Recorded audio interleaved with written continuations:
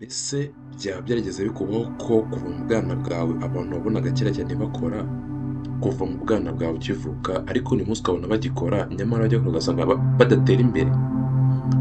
Mbese waba warigeze wibaza impamvu umuntu amara imyaka myinshi cyane mu kazi nyamara ugasanga akikurwa n'ubuzima? Ariko ubundi bigenda bite ngo umuntu amara imyaka myinshi mu kazi yewe ugasanga anakorera amafaranga menshi? Kuri we wabona ko ari menshi kuri we ku buryo yagira icyo akumarira, ariko wajya ukabona we ntacyo byamumariye. Mbese koko amafaranga ni umuzi w'ikibi nk'uko benshi babitekereza? Mu by'ukuri kuba umuntu adatera imbere wenda ugasanga anakora amafaranga menshi ntabwo ari ikibazo cy'ingano y'amafaranga ukorera, ahubwo ni uburyo uyakoresha. Uyu munsi tugiye kurebera hamwe impamvu 10 cyangwa se imibereho 10 abantu babaho igatuma bahora mu bukene cyangwa se igatuma badatera imbere, ndetse turareba n'uburyo bwiza cyane bwo kubikosora, uburyo bwiza cyane wakoresha kugira ngo iyo mibereho uyihindure maze nawe utere imbere. Bana natwe kugira video irangiye ndetse unasobanukirwa impamvu ituma udatera imbere ndetse n'uburyo bwo kubikosora, ndetse bana natwe kugeza kuri tip ya nyuma turaza kuza gutanga nka bonus yagufasha nawe gutera imbere. Niba utarakora subscribe, kora subscribe, ukore like, ukore share ku nshuti zawe, twese twunguke ubumenyi.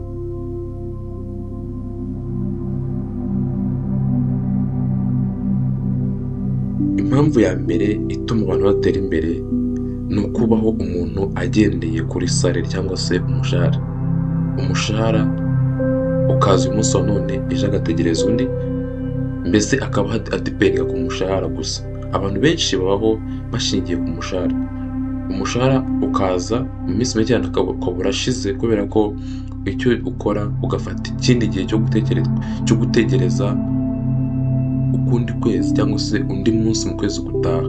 Ni ukuvuga ngo ku muntu ukora umushahara, niba akora umushahara buri kwezi, ni ukuvuga ngo afata amafaranga inshuro 12 mu mwaka. Ni ukuvuga ngo afata amafaranga inshuro imwe mu kwezi, mu minsi 30. Nujya kureba uzasanga ari iminsi 12 mu gihe cy'umwaka. Ndetse yewe wajya kureba ugasanga umuntu ugendera ku mushahara ni wa muntu uspendinga amafaranga mu buryo butandukanye, cyangwa se aho usanga aspendinga amafaranga yose yakoreye mu by'ukuri no ku bintu runaka bidakenewe. Ugasanga nyuma gato yagira ikibazo cy'amafaranga biraza kumusaba kwitabaza inshuti n'abavandimwe. Uburyo bwiza bwo kubikosora rero nta bundi, hari itegeko ryiza cyane wagenderaho ukosora bino bintu byo kutabasha kugenzura neza amafaranga yakoresha aho kuyamarira akiza. Nicyo benshi cyane ikunda kubaho, ugasanga yenga uyu munsi ariko ejo y'amafaranga aba yayamaze nta na make wamusangana. Hari itegeko ryiza cyane wagenderaho ubasha gukontorora amafaranga yawe. Ni itegeko rya 50%, 30% kuri 20%, 50% kuri 30% ndetse kuri 20%.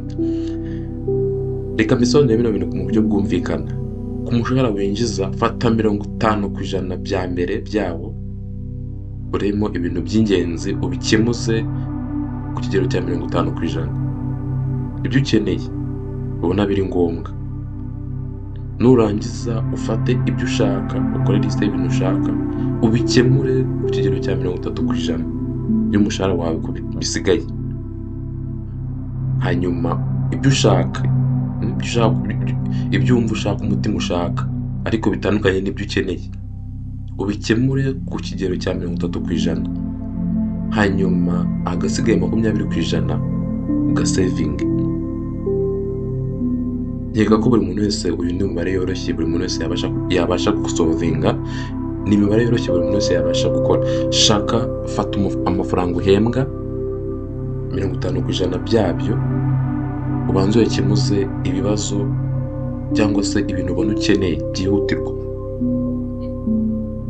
Ufate 30% by'umushahara usigaye ukemuze ibintu ushaka, hanyuma 20% gasigaye ugasevinga. urumva uyu nguyu ni umubare woroshye cyane. Ibi bizagufasha kudasipendinga amafaranga mu bintu bitari ngombwa ndetse no mu bintu utapangiye. Impamvu ya kabiri cyangwa se imibereho ya kabiri ituma abantu badatera imbere ni ukutagira amafaranga ku ruhande yo kwishyura ibintu ukeneye, ugasanga kenshi na kenshi buri munsi nujya kwishyura urishyura ukoresheje credit card cyangwa se debit card. Buriya nari amafaranga make twita make yagenda kuri debit card, igihe twishyuriye kuri debit card cyangwa se kuri credit card cyangwa se twe abanyarwanda twita ngo ni momo, ko dufaranga bagukata niba ari bwo buryo ukoresha wishyura buri gihe, uzisanga mu gihe runaka warasipendinze amafaranga menshi cyane arenze ayo utagombaga kwishyura. Mu by'ukuri ayo mafaranga nayo ni menshi cyane. Uburyo bwiza bwo kubikosora rero, gerageza ugire amafaranga ku ruhande wishyura utuntu turi ngombwa, turi urgence mu buryo busanzwe, amafaranga ari hard. Gira amafaranga make ku ruhande wakwifashisha wishyura utuntu ukeneye tw'ingenzi udakoresheje debit card cyangwa se credit card cyangwa se na momo na mobile money cyangwa se ubundi buryo bundi busanzwe ukoresha wishyura. Imibereho ya gatatu ubaho umuntu abamo ariko gatuma adatera imbere no kwirengagiza ingengo y'imari yawe ukoreraho cyangwa se kutagira ingengo y'imari ukoreraho. Ugasanga wakiriye umushahara nyamara ugahita utangira kuspendinga utitaye kumenya ingengo y'imari cyangwa se budget, utagira budget runaka ugenderaho buri kwezi cyangwa se buri cyumweru, niba uhembwa buri cyumweru cyangwa se buri munsi niba uhembwa buri munsi.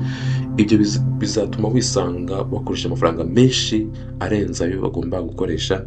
Ibyo bikujyane atari heza ndetse bitume uhora urwana n'ubuzima, uri stressful ku buzima ndetse no ku mafaranga. Kutagira ingengo y'imari ukoresha, wasanga ukoresha amafaranga menshi arenze ayo wagakwiriye gukoresha. Mu by'ukuri ni kimwe mu bintu bibi cyane ndetse bituma uhora strugglinga mu buzima. Uburyo bwiza cyane bwo kubikoresha rero, koresha application nyinshi cyane zagufasha gukora budget nka Mint, ndetse ikindi unakore list cyangwa se unakore evaluation y'uburyo ki uri kugendera kuri budget yawe buri cyumweru, buri munsi cyangwa se buri kwezi, urebe niba koko utarengeje budget yawe ugombaga kugenderaho. Hanyuma ikindi cya kane rero, indi mibereho ya kane ituma udatera imbere ni ukugura ibintu udakeneye. Kugura ibintu udakeneye ni kimwe mu bintu byinshi cyane gikomeje kwangiza abantu benshi cyane ndetse kigatuma bastrugglinga bya hato na hato, kuko uzisanga ikintu udakeneye nukigeza mu rugo wisanga kuko utayikeneye ndetse utangiye kwishyuza impamvu wakiguze. Hano rero uburyo bwiza bwo kureba kuko niba ikintu gikeneye, koresha itegeko ryitwa amasaha 24 24 hours rule. 24 hours rule ivuga ko niba ubona ko ukeneye ikintu runaka, reka tuvuge urugero, ukeneye kugura inkweto, uri kubona ko ukeneye inkweto y'25 n'urugero by'amanyarwanda, uhita ufata umwanzuro ngo ujye mu isoko nonaha ngaho ukibitekerezo uyigure. Ahubwo rindira mbere yo gufata umwanzuro, urindira amasaha 24 ashire. Nanone nyuma y'amasaha 24 koko nubona za nkweto ukizikeneye, nubona za nkweto ukizikeneye uzongereho andi masaha 24.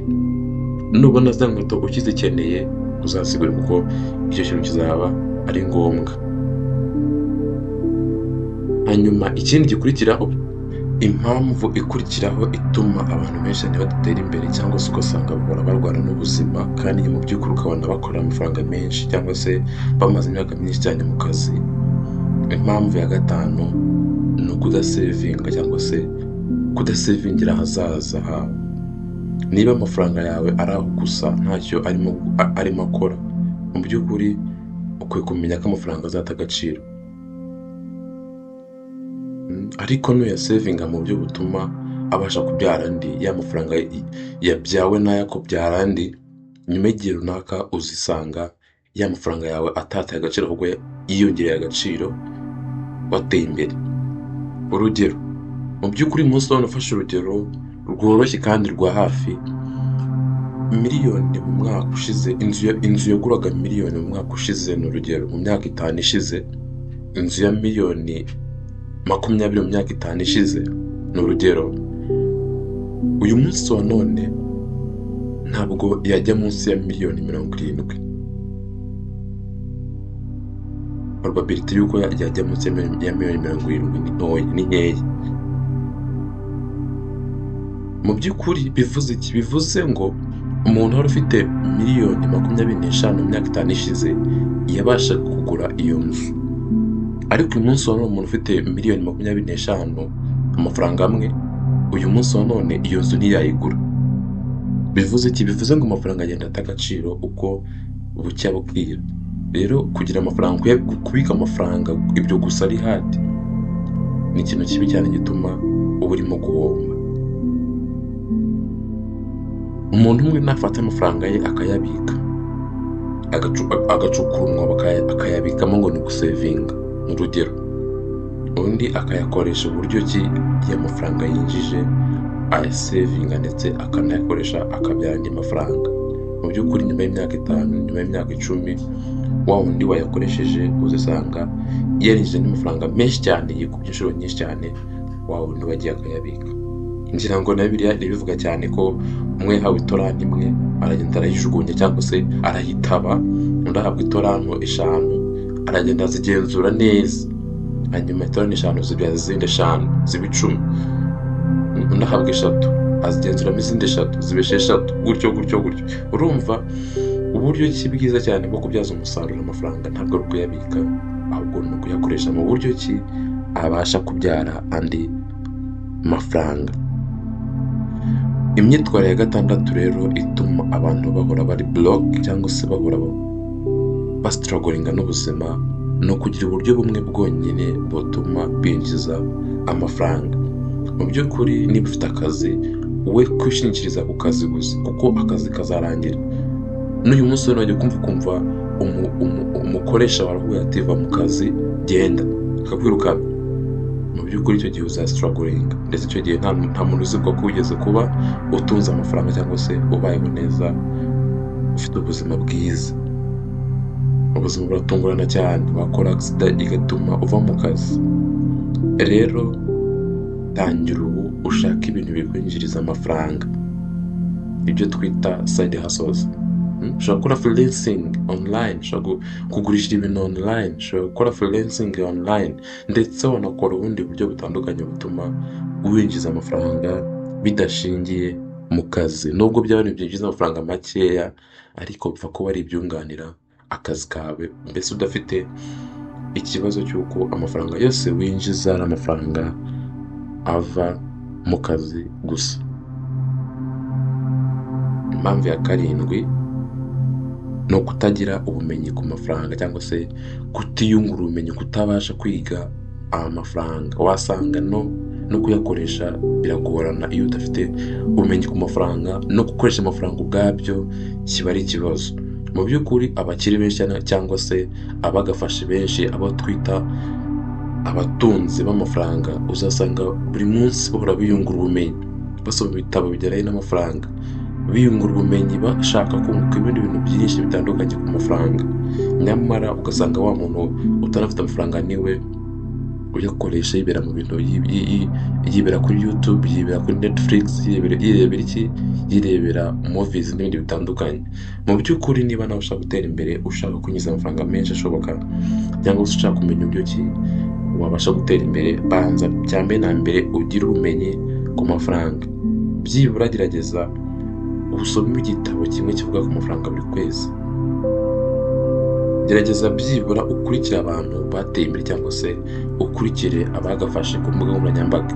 Gira abantu 3 ufollowinga ku mbuga nkoranyambaga bafite amafaranga cyangwa se bafite aho bageze.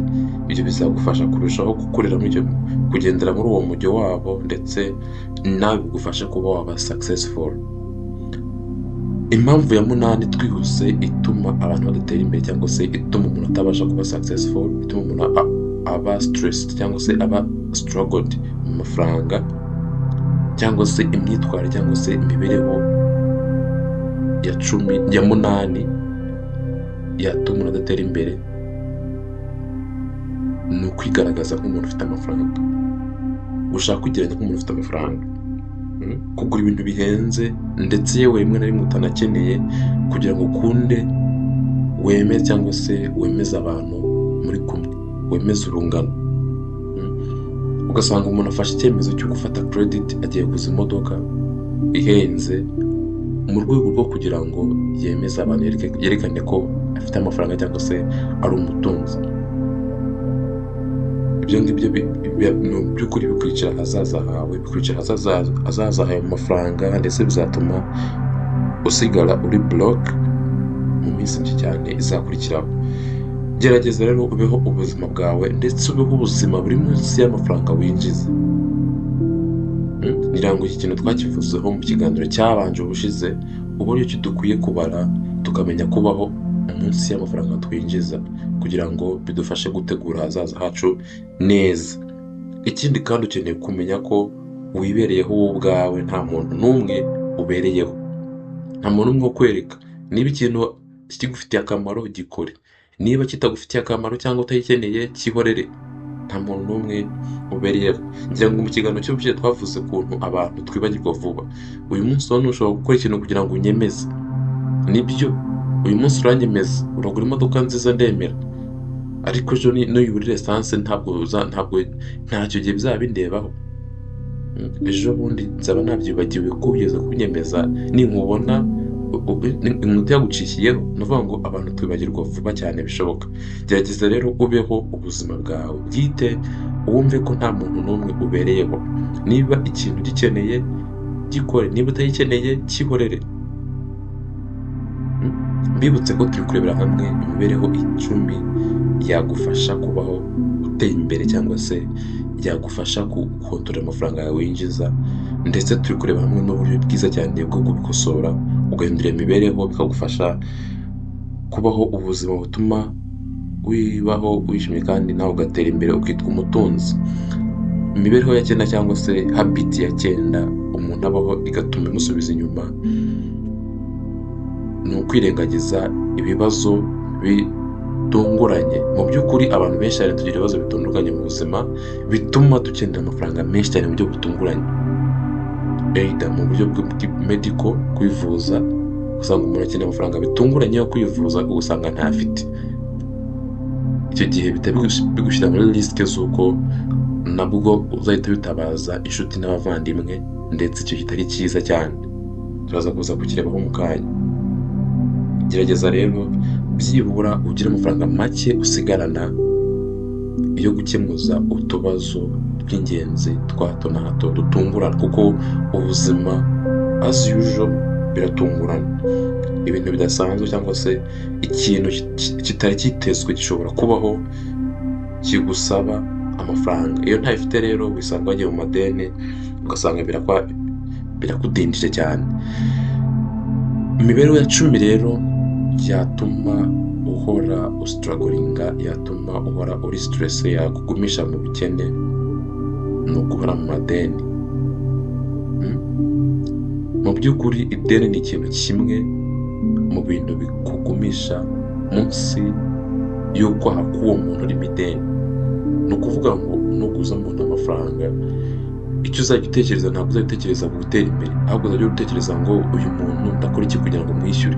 Mu by'ukuri ubushakashatsi bugaragaza ko 85% by'intekerezo zawe ziba zibereye kuri rya deni ufitiye wa muntu, cyangwa se ideni niba ari muri banki, ideni ufitiye banki n'urugero,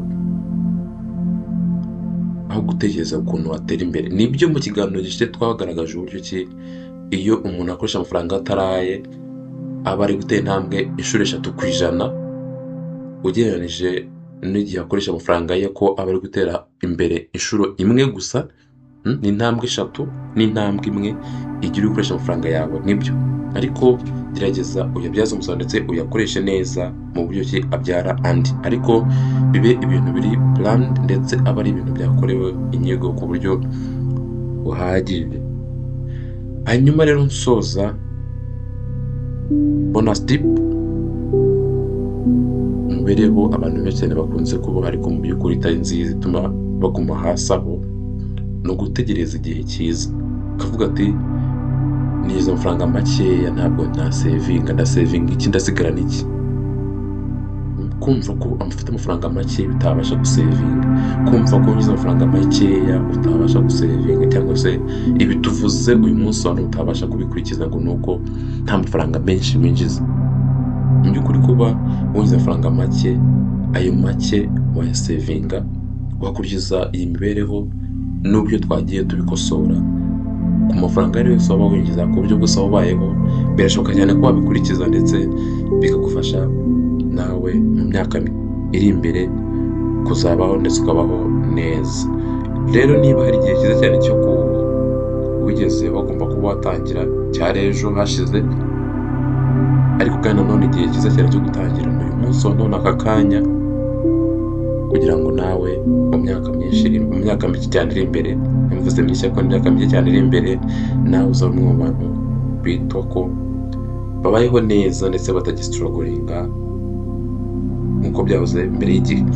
Rero niba wakunze iyi video ndetse aya masomo akaba yakubatse, aho wumvise ko hari imibereho runaka nawe wari ubayeho yakugumishaga hasi, yakugumishaga mu bukene, ukanda like, share, subscribe ndetse unasharinga abantu benshi cyane. Niba uri mushyashya kuri iyi channel, kora like, kora subscribe kugira ngo hatagira ikiganiro na kimwe kizongera kujya kigucika cyane. Mwakoze cyane, twabashimye.